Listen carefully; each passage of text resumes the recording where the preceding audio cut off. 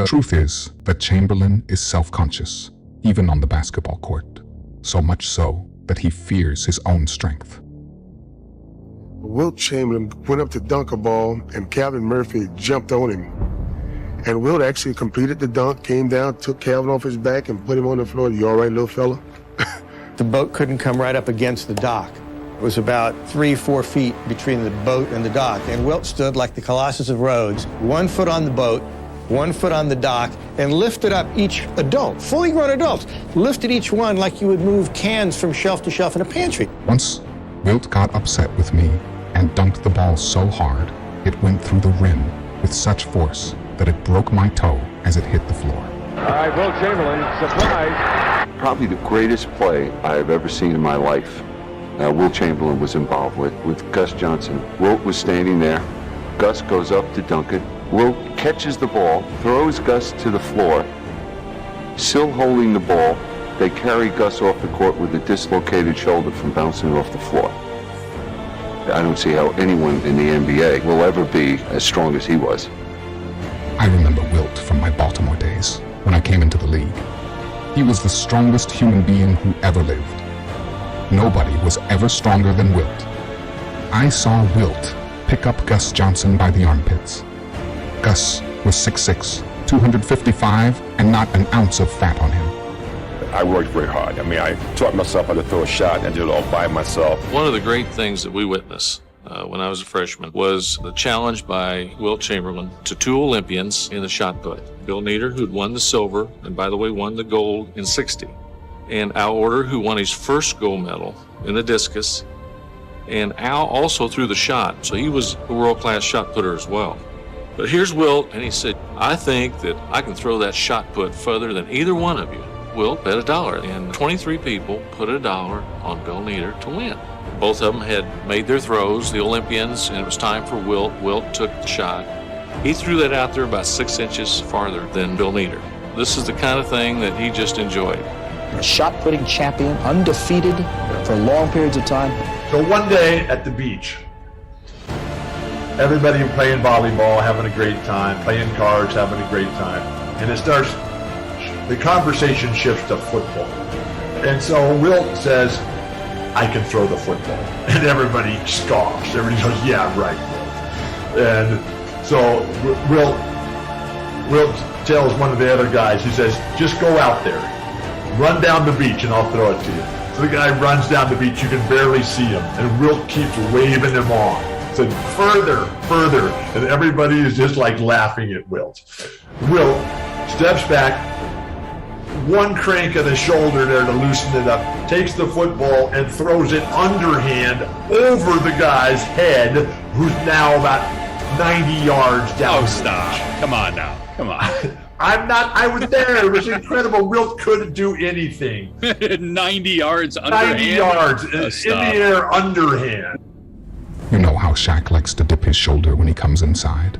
Do you think he could get away with doing something like that with me? I'd knock him on his ass. I'm looking for Crockett.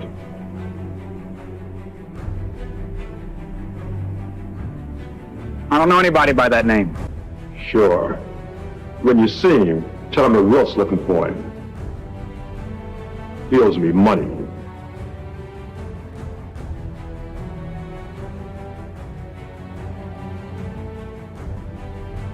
Floyd Patterson, former heavyweight boxing king, challenged Chamberlain to a match of strength. The weapons were fingertip push-ups, one of the most difficult exercises to perform. Patterson ripped off 158 while breaking into a gigantic sweat. Chamberlain got down on the floor, raced through 200 fingertip push-ups, then stood up. Without a trace of perspiration on his face, Wilt looked at Patterson and quipped, "How do we stand now, Sonny?"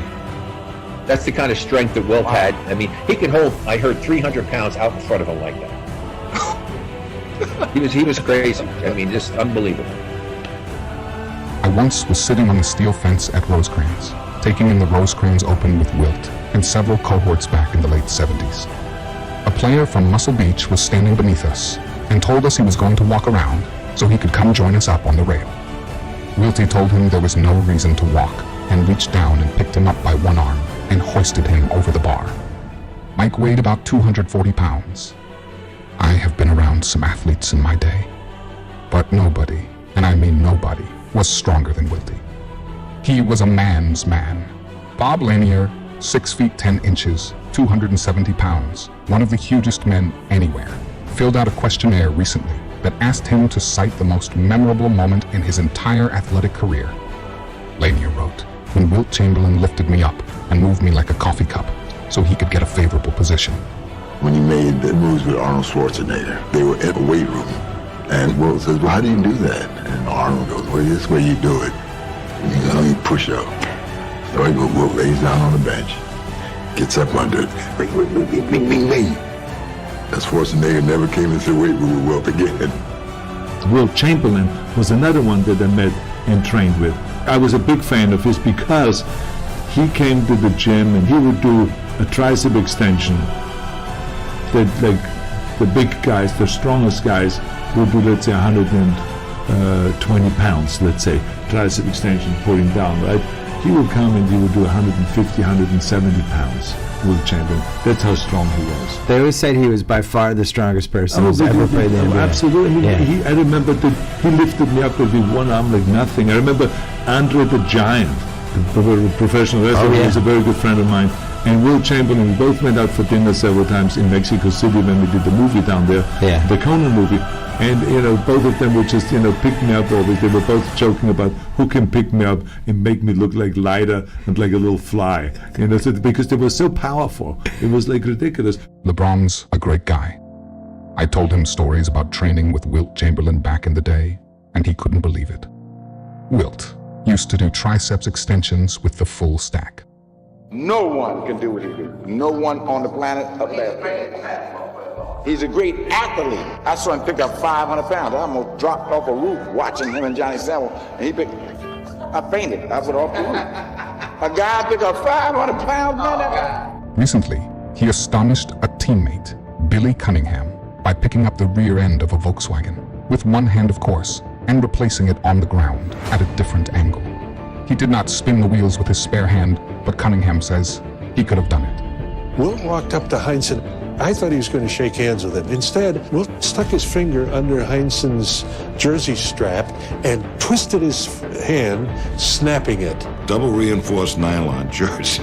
He ripped. It's an amazing feat of strength. When the elevator doors opened, Wilt stepped back as two husky workmen struggled to wheel a heavily loaded dolly into the corridor. On the dolly were 10 big cartons of envelopes.